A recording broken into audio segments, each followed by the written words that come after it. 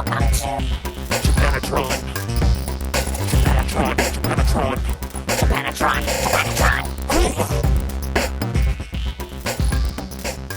And welcome to Japanatron.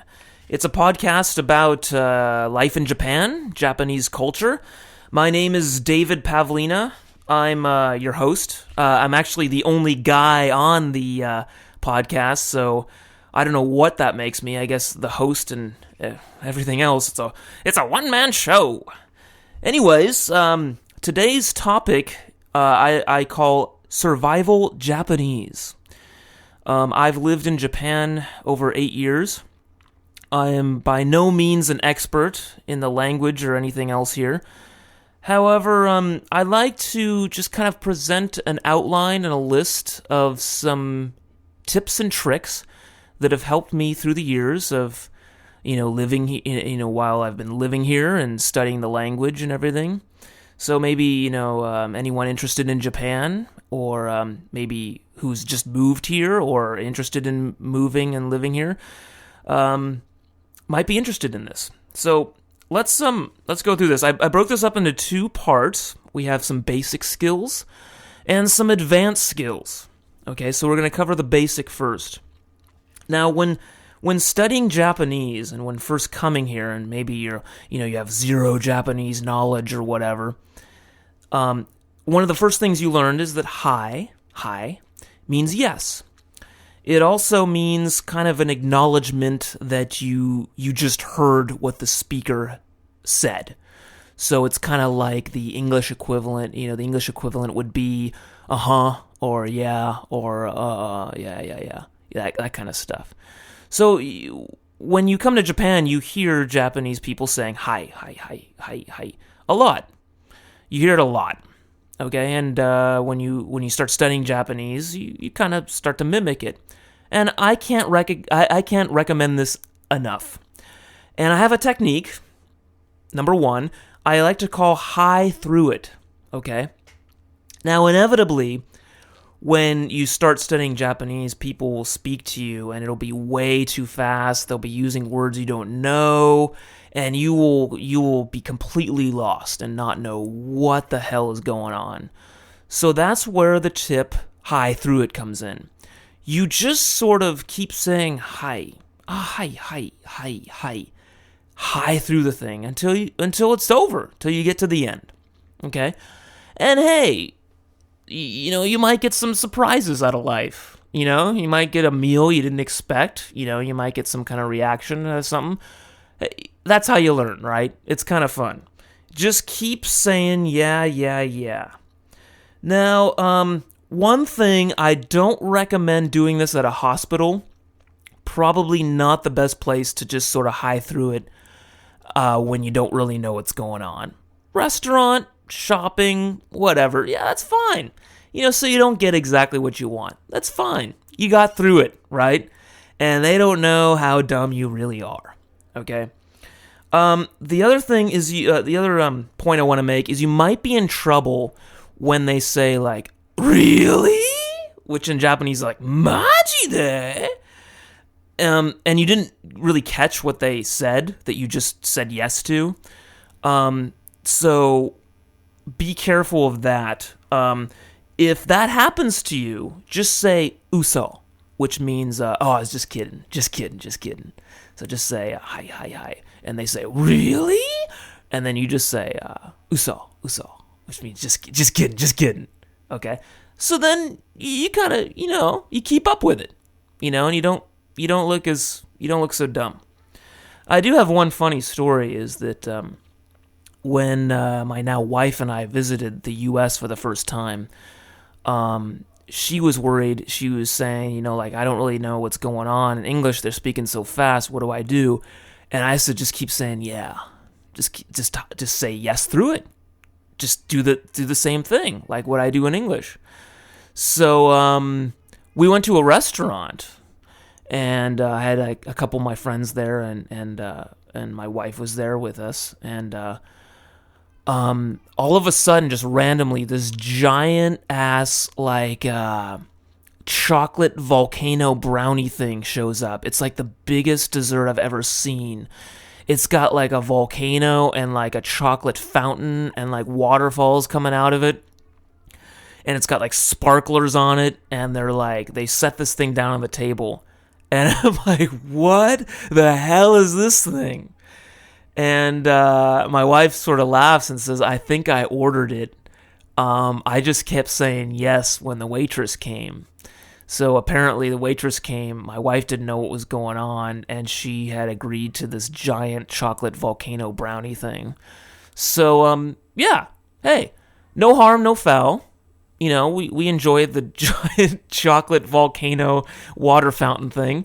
And, yeah, that's the kind of thing that you can expect in Japan when you high through it. But I cannot recommend that technique enough. It has gotten me through many an awkward situation. Just keep saying hi. Another equally effective phrase is so desu ne. So desu ne. Which means, oh, you don't say. Is that right? Really? That kind of thing. So just, throw in the, when someone's kind of babbling on in Japanese, you don't know what the hell they're talking about. Just kind of throw in that, so desu ne, so desu ne. Hi, so desu ne. And, you sound native, and you pull it off. That's a good one. Another good one, onegaishimasu. Onegaishimasu, which means basically please. And it's used all over the place. And it's real versatile, real useful. You just say please, please do this, please do that. And they kind of figure it out based on the context, This comes in handy a lot at restaurants. Someone comes, they asked you if you need more water. You had no idea they were asking that. You just said onegaishimasu, and then boom, more water shows up. And hey, maybe you're thirsty. You got some extra water, and you covered up the fact that you don't know what the hell's going on. So onegaishimasu is good. Very useful word. Can't recommend that one enough either. One problem with onegaishimasu is sometimes the question being asked is not a yes or no. And onegaishimasu doesn't really fit. Because a yes-no question, onegaishimasu would kind of infer yes. Whereas, for example, I was at McDonald's and the actual question was, what size do you want? Small, medium, or large? And I just kept saying, please. I just kept saying, onegaishimasu. So they were really confused, like, whoa, is that a small, medium, or large? And it kind of took me a while. But so just be aware of that. Onegaishimasu, very useful, but not in every case, especially when the question is not a yes or no question. The other good one I like to use is just to mumble, kind of like if you hear an old Japanese man talking, and he just kind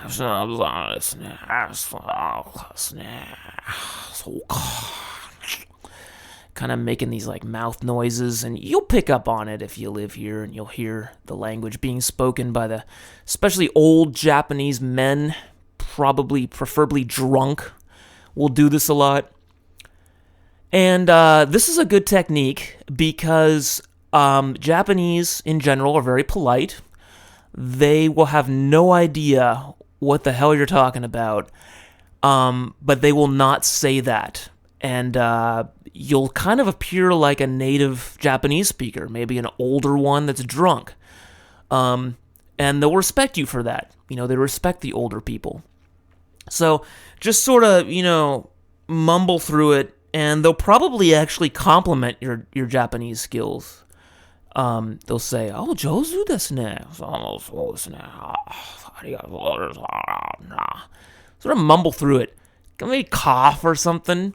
There's a word you don't know, and you come to it or something. You don't really know what's going on. Just sort of mumble through it. Throw a hi in there, and maybe an onegaishimasu or two in there too.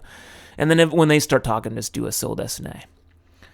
Okay, the last one, finishing up our basic skills section, is what I like to call wakarimasen. Okay, now to say I don't understand, or I don't, to kind of explain that you don't speak Japanese so well. Most Japanese assume that if you're not of Asian look.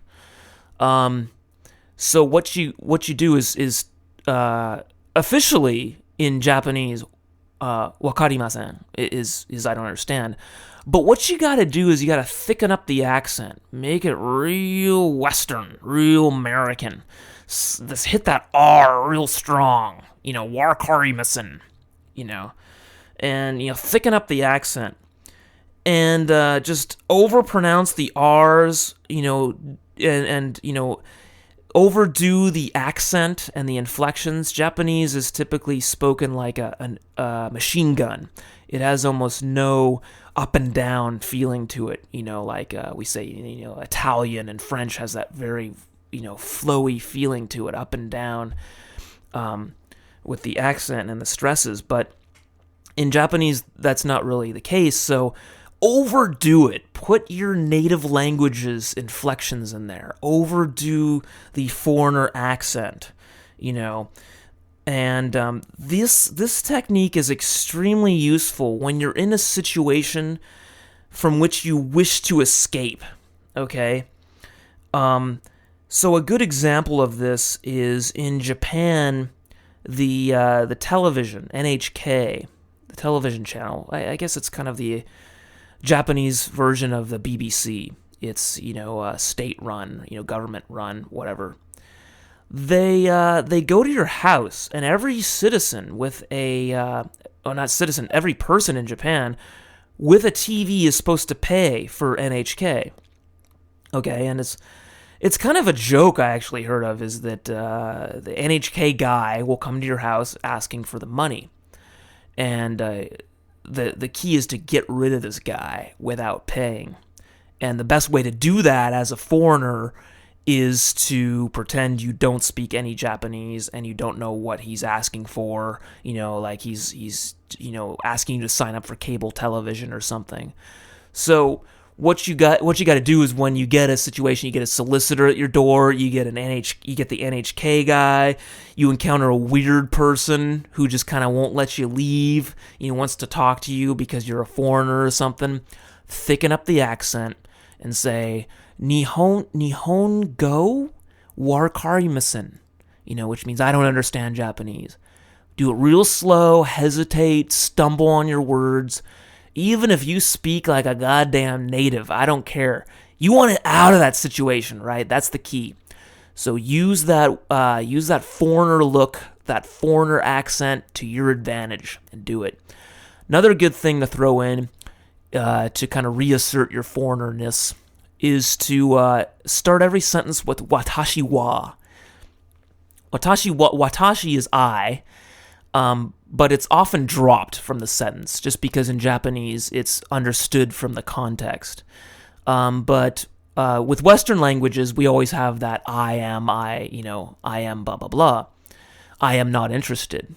So when Westerners especially are learning Japanese, they always start everything. The beginners of the language always start everything with watashi wa, and do it real thick. Watashi wa kyomi ga arimasen. Watashi wa nihongo wakarimasen. Do it. Say stuff like that. Do not try to, if you speak like a native, they're going to be all over your ass, asking you for money, calling you up, ringing your doorbell. You do not want that. So take advantage of that foreignerness. It is very useful when you're in a situation you want to escape from. Moving on. Woo! Moving right along. Advanced skills. Okay? Maybe after you've mastered my basic skills, the hi through it, the so desu ne, the onegaishimasu, the mumbling, and the wakarimasen, maybe move on to these. Okay? A good one is just repeat back what you thought you heard. Okay? Now, this is not only Japanese study in action, but it's also very entertaining, especially for the Japanese person you may be conversing with at the time. Okay? And you could just sort of drive the conversation back to a place to a place where you can participate. Maybe there's several Japanese people talking. You're in a group and you're just overwhelmed. They're all native speakers and they're just going off on a topic that you cannot follow. So just randomly blurt out what you thought you heard someone say. Okay? Some examples to kind of demonstrate this technique. In Japanese, one of the words ore. Ore means I, and it's used most often by men, pretty much exclusively by men. Ore wa. You hear like drunk men talking, saying that a lot sometimes, talking about themselves. First time I heard it, I thought the guy was talking about Oreo cookies, Oreo, in Japanese. So when I heard it, I just said, Oreo cookies? And they all started laughing, And hey, you bust a good joke, you make people laugh, hey, you become popular, right? Sure, you don't know what the hell's going on in the language, but hey, that's inevitable. It's gonna happen. Another good example is when you say you like something, it means you say something ski desu, beer ga ski desu, okay? You like beer, okay? And I always confused this one tragically when I heard people speaking too fast and I couldn't tell if they were saying they like something or if they were actually talking about skiing, as in the sport, the winter sport. So it sound very similar to me, okay? So one time someone asked me, do you like something? And I said, no, I don't ski, I snowboard. And just a real confused look. And it's entertaining. Like I said, very entertaining. Okay? So I can't recommend, just repeat back what you thought you heard. Another good example. I was asking a coworker, a female coworker, what she likes to do in her free time. And she said in Japanese, bare. Okay, which actually, in truth, means volleyball. It's short for volleyball. I thought she meant ballet, which sounds extremely similar in Japanese. So I got confused, and for like a week, I thought she was a ballerina in her free time. I thought she did ballet. And then it came out once, during a night of drinking, that it wasn't ballet. It's not ballet she actually does, it's volleyball. So I was very confused at that. And but hey, it's entertaining, right? On and on, more examples. This is a good one. Is the first time I heard the expression Toriyazu, which means for the time being. It's often used at a restaurant when you're placing an order. Japanese restaurants often are, family style. You just order a bunch of dishes for the entire table, and they finish off the order with Toriyazu, which means for the time being, we're cool with that. Okay, and maybe we'll order something later, but for the time being, we got that. The first time I heard that, I thought in Japanese they said tori no aisu, which means tori is bird, and aisu means ice cream. So I thought they said they wanted to order bird ice cream. So yeah, be careful. Entertaining. Once again, repeat it right back. Hey, did you just order bird ice cream? You are a very entertaining person if you do this. So it's good. And it's not only entertaining, like I said, it is Japanese study. You will figure out, you will remember from these experiences that you had that toriyazu means for the time being. It is not bird ice cream. Okay? And I have another, for the last example here, I have a good example for the flip side, where what you thought you heard is wrong or something, or your pronunciation is a little off. I had a friend of mine who lived in the U.S. She's Japanese. She studied English. Her pronunciation was a little off on the word Coke, as in Coca-Cola. She confused it with the word cock. So at McDonald's, she once ordered a Big Mac and a large cock. Okay? So, entertaining, right? Okay? Japanese study, English study in action. It's a lot of fun. Repeat back what you thought you heard. Just blurt it out. Say it. And maybe if, you'll figure out the correct way to say it eventually. Someone hopefully will eventually correct you. In Japan, probably not as much as in America. Okay, next advanced skill.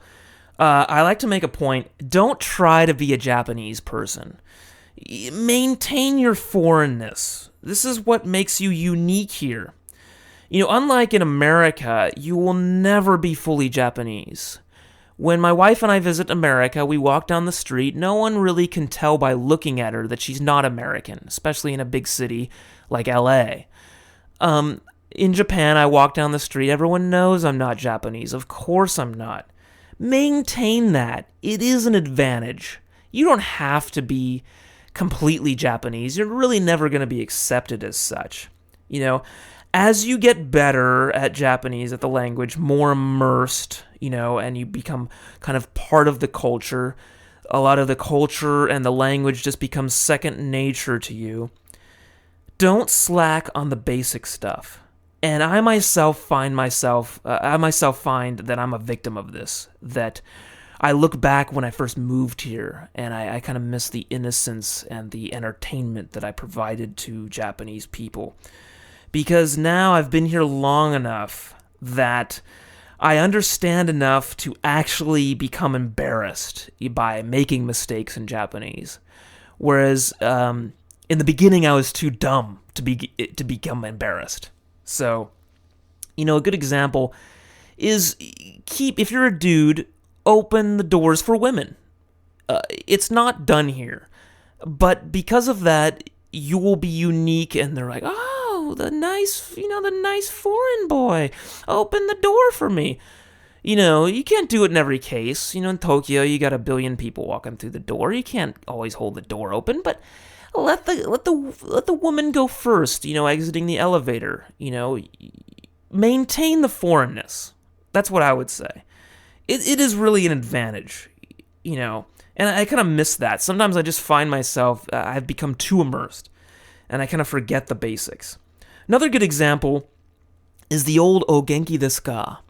Which is the first thing you learn in your very first Japanese lesson, probably, is your hajime mashite. It's your nice to meet you. It's your "O genki desu ka?" How are you? How are you doing? And, it's funny. I don't really hear Japanese people saying it these days. I do live in Tokyo, and Tokyo people are known, unfortunately, for being kind of cold. So, say in the morning when I run into a coworker, I say, "Oh, genki desu ka?" and thicken up the accent a little bit. Makes it kind of funny. And it kind of throws them off, believe it or not. A little "how are you" in the morning I don't hear it much. I don't hear Japanese people saying it much to each other. It's usually a "good morning" and it's cold today. You could do that, but if you just maintain your foreignness and you throw in that Japanese level 1, your first week of Japanese, you throw that in there. I don't know. To me, it keeps it entertaining and it keeps it fun. It keeps Japan, exotic, which is the reason I originally moved here. So that's why I like to keep doing that. If I remember to.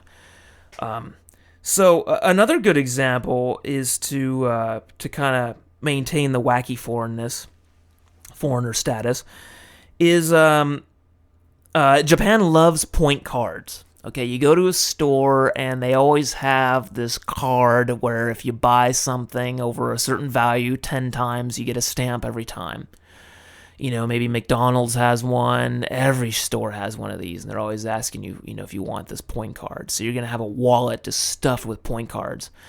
After having lived here for just a few weeks or so. So I always like to do a little bit. Well, not always, but sometimes if the situation sort of calls for it, I do a bit where I got the point card and they're stamping it, and I ask them, "Hey, can you give me like 2 stamps this time? Come on, like I'm a nice guy. Give me 2 stamps instead of just 1."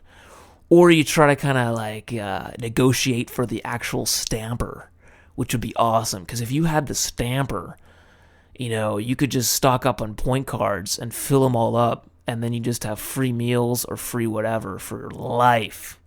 So just kind of, maybe the clerk is cute. Flirt with her a little bit. Bust this little like point card bit. Work the foreignness. That's what I'm saying. Advanced technique, but it's a lot of fun. Okay? Not even that advanced. Work the foreignness. Japanese people cannot get away with this stuff. They never pull it off, and they never do it because they'll be way too embarrassed. F that. Do it. You're a foreigner. It's fun. You're not hurting anybody, and it's a lot of entertainment. And hey, you might get a cute girl's phone number out of it, cute guys, a good-looking guy's phone number out of it. Whatever, whatever. You could obtain your dream with this. Okay. Last skill, probably the most advanced, is called the Oyaji Gagu. Okay, this is the old man jokes. Okay, the cheesy old man jokes. Okay, really lame jokes that old men like to say. Okay, you have to have a kind of an understanding of Japanese to work these, and there's a cache of them. There's standard ones that if you ask Japanese friends or teachers about, they'll give you a standard cache, and I can kind of list a few out. Excuse me or I'm sorry in Japanese is sumimasen. Okay, and what a lot of people like to say is sumimasen yen, which is a play on words. It's sumimasen, excuse me, plus 1000 yen, which is 1,000 yen. I don't get it myself. Japanese people find it really funny, especially when it's coming out of the mouth of a foreigner, because they don't really expect it. So throw that in. You'll probably say excuse me more than enough times in your life in Japan or during your Japanese study. Throw in a sumimasen yen, and your teacher, your friends, whatever, they will have a good laugh out of it, especially if they're not expecting you to say something like that. And they'll wonder, how the hell did you know that joke? Okay. Another good one is in Japanese, often, and I love this expression, it's Otsukare sama desu, which means kind of like you must be tired, I guess. Coworkers say it all day long to each other. And it's a great expression. We don't really have this, at least in the U.S. When you're at work and you're walking down the hall and there's a coworker walking the opposite direction, towards you, and you kind of do the kind of nod, the kind of like, hey, what's up, when you're walking by. There's really no language. There's nothing, hey, hi, kind of say hi in the hallway, right? In Japanese, there is an expression just for that situation, which is awesome, and that is otsukare sama desu. It's like, you're doing a good job, like, oh, we're all tired, we're at work, blah, blah, blah. It's a cool expression. You'll hear it a lot if you're working at a Japanese company or something. And a good oyaji gag, a good old man joke to play is otsukare, sorry, let me try that again. Otsukare raisu, okay. Otsukare raisu. It's a play on the expression, plus curry rice, which is a kind of a Japanese dish, Japanese-ified, dish, curry and rice. So otsukare raisu. People will find that really funny because most Japanese people, not like in their 60s and drunk, will not bust that joke out. If you just bust that joke out randomly, it's a cheesy ass old man joke. It's like it's like a knock-knock joke or something really old and bad like that, that you just don't hear. Take my wife, please. Vaudeville. Vaudeville. So bust those out. Do the oyaji gags. If you come up with your own, good for you. Do them. Play on the words.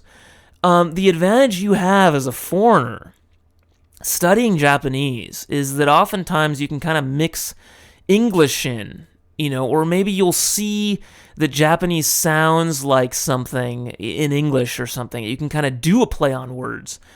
Often, knowing your native language and studying Japanese will put you at a distinct advantage because you'll hear something that the native speakers will not hear, And so in that way, you can be very skilled at these old man jokes. So I cannot recommend those enough. They will make you very popular, especially with the opposite sex or whatever whatever sex you are interested in. And make you very popular with Japanese people, just in generally speaking. God damn, I can't talk anymore. You notice that? Like, my English sucks. I've been in Japan way too long. It's like my English skills have just gone down the toilet. Jesus. Okay. To conclude, let's wrap this up. I like to say a little Japanese goes a long way. One of the things I really love about Japan is that as a foreigner that does not have an Asian look, this does not apply, unfortunately, to people of Asian descent. Japanese Americans or Asian Americans, for example, come over here and they have a lot expected of them because they have an Asian look. They're expected to speak Japanese very well. So it really sucks if you are Asian and you don't speak a word of Japanese, because a lot of times probably Japanese people will look at you and just start babbling off in Japanese. But for anyone else of any other race, you have the advantage that you don't look at all Japanese, likely, and Japanese will not have any expectations probably of when it comes to your Japanese skills. They will not expect you to speak any Japanese. So, if you bust out, just the little, konnichiwa or o genki desu ka, or the sayonara, they'll be like, whoa. They'll be surprised. They'll be taken aback. And that little bit of Japanese, just a week's worth of study, a few hours on the plane, it'll get you a lot. Okay? And Japanese service is excellent, generally speaking. It's fantastic. Just a little Japanese thrown in there, they'll just go even more out of their way to please you. And I have a good example of this. When I lived out in the countryside, teaching English, I lived out in Tottori. One of my favorite stores was Jusco, which now is called Eon. It's kind of like a Walmart. Huge store. And I'd often go shopping there. It was really close to my house. There's a grocery store there and everything. And oftentimes I could not find anything because the written language kanji is terribly difficult. It doesn't use the alphabet. So I could never read anything. I couldn't find stuff. So I would just ask for help because speaking to me was just a lot more fun. So I would ask, like, sumimasen, and just that by itself, just an excuse me. And there'll be like 10 people would just, store workers, clerks would just surround me and swarm me and say, whoa, what do you need help with? Because just a sumimasen, if you say excuse me in English, they will probably run as fast as possible away from you because they do not speak English and they do not want to deal with you. But if you say a little sumimasen, even thickly accented, it'll probably get you some pretty damn good service. A lot better than you'd get probably than if you only spoke English and you're putting them in an awkward situation. Because a lot of times Japanese people, even if they do speak a little English, they're embarrassed about it. So if you appease them and you speak a little Japanese, it'll get you a lot. A little Japanese goes a long way. And that concludes this episode of Japanatron. Thank you very much for listening. Good night, everybody.